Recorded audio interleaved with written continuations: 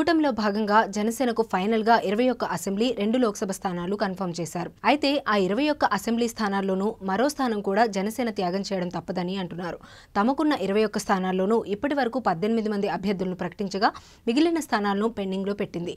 ఈ నేపథ్యంలో 2 స్థానాల్లో ఫైనల్ డెసిషన్ వచ్చిందని అంటున్నారు. కూటమిలో భాగంగా ముందు జనసేనకు 24 అసెంబ్లీ 3 లోక్సభ స్థానాలు దక్కగా బీజేపీ ఎంట్రీతో 21 అసెంబ్లీ 2 లోక్సభ స్థానాలకే సరిపెట్టుకోవాల్సి వచ్చింది. దీంతో ఇప్పటికే 18 స్థానాల్లో అభ్యర్థులను ప్రకటించారు పవన్ కళ్యాణ్. ఈ క్రమంలోనే పిఠాపురంలో తాను పోటీ చేస్తున్నట్లు, కాకినాడ లోక్సభ స్థానం నుంచి ఉదయ్ పోటీ చేస్తున్నట్లు అనౌన్స్ చేశారు. అమిత్ షా ఆదేశిస్తే తామిద్దరం పరస్పరం టికెట్లు మార్చుకుంటామని చెప్పారు. ఇక పెండింగ్ లో ఉన్న 2 నియోజకవర్గాల్లోనూ అవనిగడ్డ అసెంబ్లీ, మచిలీపట్నం లోక్సభ నియోజకవర్గాలకు అభ్యర్థులను ఖరారు చేసినట్లు చెబుతున్నారు.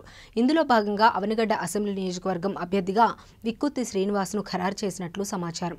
ఇక్కడ ఇంటర్నల్ గా కాస్త గట్టిపోటీయే ఉన్నట్లు చెబుతున్నా ఫైనల్ గా శ్రీనివాస్ పేరు తెరపైకి వచ్చింది. ఇక మచిలీపట్నం లోక్సభ విషయంలో మొదట్లో క్లారిటీ ఉన్నప్పటికీ మధ్యలో కాస్త విభిన్నమైన కథనాలు తెరపైకి వచ్చాయి.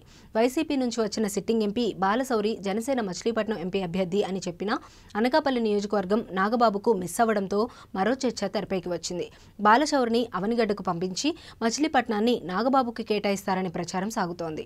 ఫైనల్ గా ఆ ఊహాగానాలన్నింటికీ తెరదించుతూ మచిలీపట్నం జనసేన లోక్సభ అభ్యర్థిగా సిట్టింగ్ ఎంపీ బాలశౌరిని కన్ఫర్మ్ చేసినట్లు సమాచారం. బీజేపీ 11వ అసెంబ్లీ టికెట్ అడుగుతున్నట్లు జరుగుతున్న ప్రచారం నేపథ్యంలో ఆ డిస్కషన్ అనంతరం వారి ప్రకటన అధికారికంగా ఉండొచ్చని తెలుస్తోంది.